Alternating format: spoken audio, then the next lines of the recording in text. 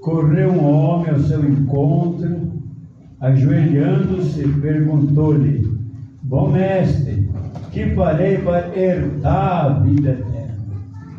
A vida eterna é só por herança, né? Que se recebe. Respondeu-lhe Jesus: Por que me chamas bom? Ninguém é bom senão um, que é Deus. Sabe os mandamentos? Não matarás, não adulterarás, não furtarás, não dirás falso testemunho, não defraudarás ninguém, honra teu pai e tua mãe. Então ele respondeu: Mestre, tudo isso tenho observado desde a minha mocidade. E Jesus, fitando o amor, disse: Só uma coisa te falta.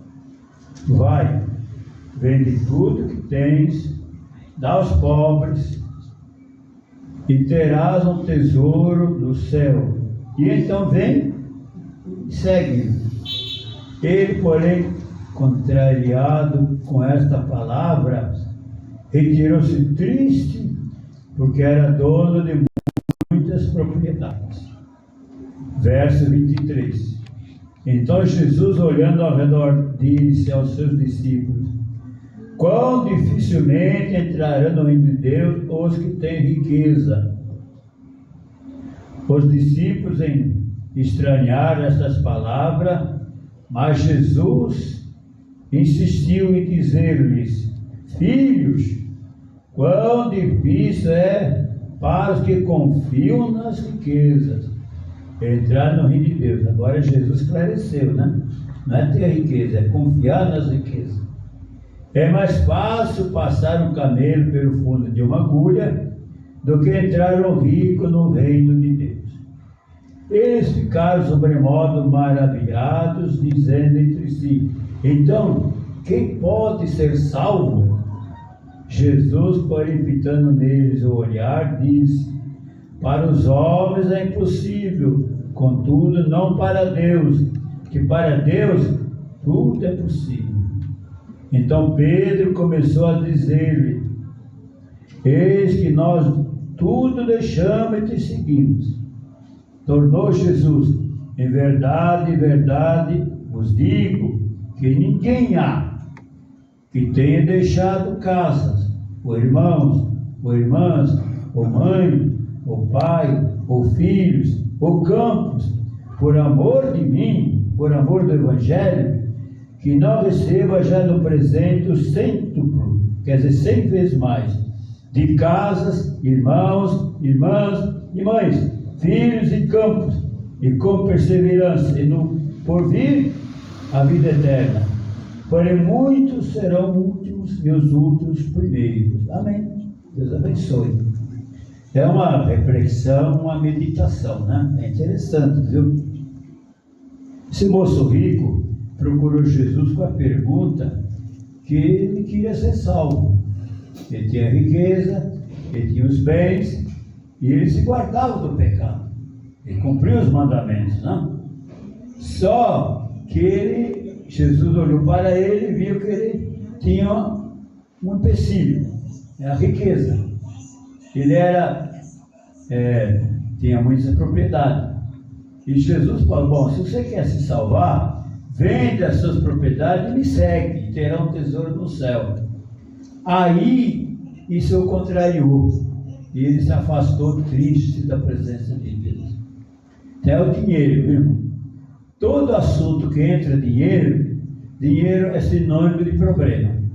Dinheiro resolve o problema e dinheiro cria problema. Falou em dinheiro, falou em problema. O nome dinheiro deve ser trocado por problema, sabe? Que tanto resolve como ele cria. No caso do jovem aqui, o problema foi um empecilho para ele, né? Não por causa do dinheiro, porque o coração dele está no dinheiro, está na riqueza. Ele confia nas riquezas. Se ele confia na riqueza, como é que ele vai ser salvo? Se a salvação é pela fé no Senhor Jesus. Tem que haver um reajuste. Ou a pessoa confia na riqueza, ou confia em Deus. Das duas, uma. Jesus falou: não podeis servir a dois senhores. Ou você aborrece um e agrada o outro. Se aborrecer a Deus, agrada o dinheiro. Se aborrecer o dinheiro, desagrada a Deus. Está lá no Evangelho de Mateus, né?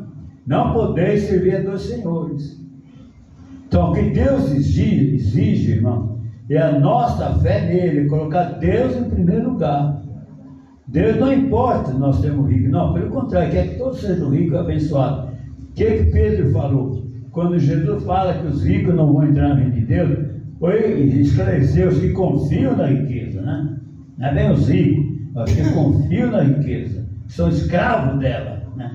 A pessoa por dinheiro, irmão, mata, engana, trai, rouba, é falso, é qualquer coisa, contanto que ele consiga o dinheiro. Tendo dinheiro, ele tem todos os recursos terrenos, né? O dinheiro compra tudo, mas nem tudo, né? Compra, certo? Alguma coisa, né? Que é do mundo. Então, irmão, os que confiam no dinheiro não podem ser salvos, porque a salvação é pela fé em Jesus. Desde que você confia em Jesus, tudo bem. Agora, quando Pedro então pergunta assim, ninguém pode ser salvo por causa de dinheiro, e nós que deixamos nossas propriedades e seguimos. Você sabe que Pedro era pescador, nos dias de hoje podia chamar ele de um pequeno empresário, né? Trabalhar por conta própria. Ele não tinha patrão, não tinha aposentadoria, não tinha nada. Ele tinha que ir pescar para ganhar o pão de cada dia dele, né? Era a profissão dele. Ele abandonou, ele, João, Tiago, e seguiu Jesus. O que Jesus fala? Que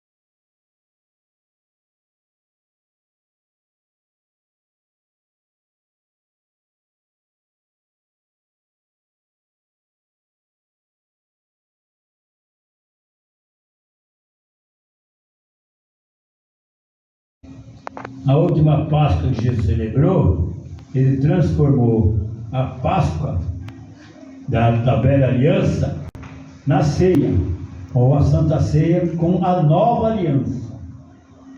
Então nós temos a velha aliança, que é a lei da lei dos profetas. E agora temos a aliança na graça de Jesus. Jesus, enquanto em vida entre nós, ele realizou todos os milagres.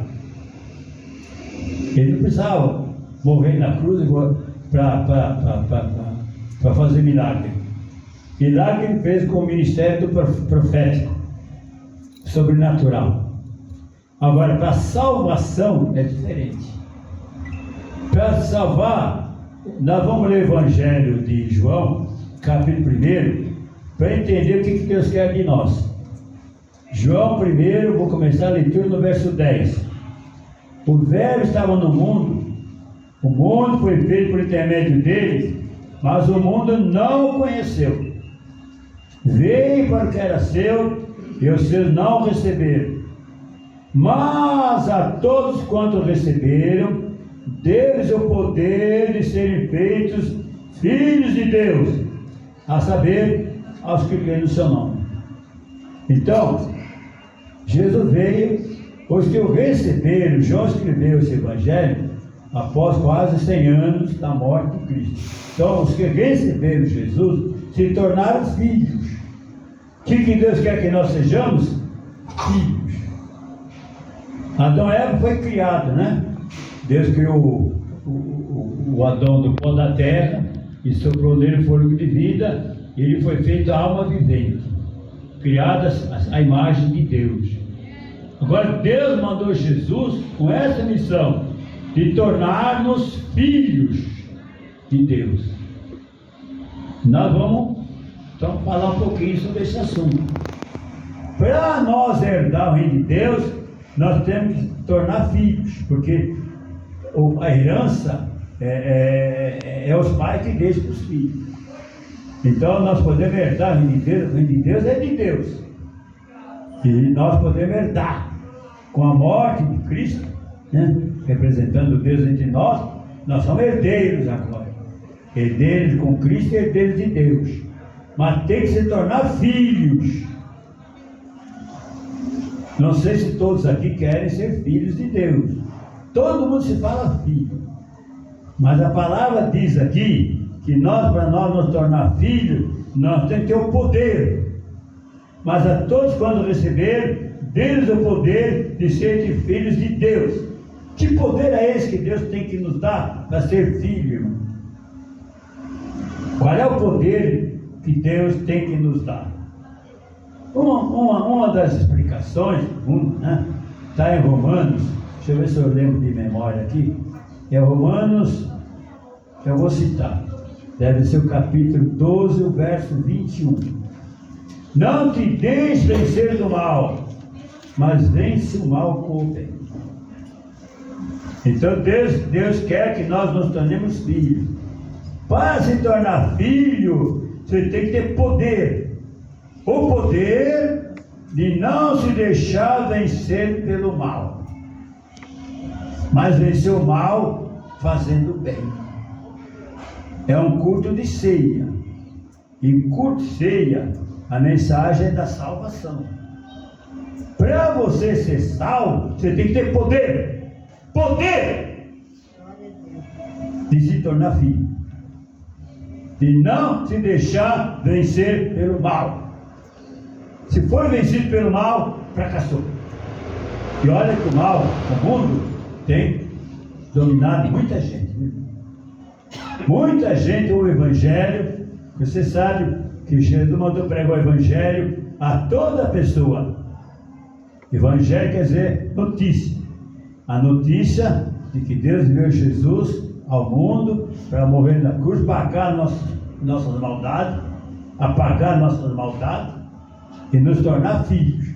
Sendo filho, herdar com ele a vida eterna. Para quem quer.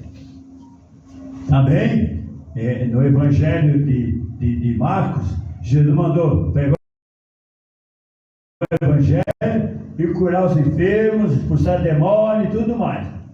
Então, as bênçãos, é para agora, não vou ler todos os textos para não tomar muito tempo, né? As bênçãos são imediatas. Curar os enfermos e expulsar demônios. Com o Evangelho é para o futuro. É para o futuro. O reino de Deus já vai ser implantado. Já está entre nós, mas vai ser implantado. É futuro. Se você crê, aí chama-se crente. É o que crê. Agora, se você quer o reino de Deus agora, imediato, aí tem as bênçãos. Mas não é salvação. Porque é diferente. Então o cristão é abençoado, mas tem que semear agora para herdar a vida eterna. Tem que se guardar do mal.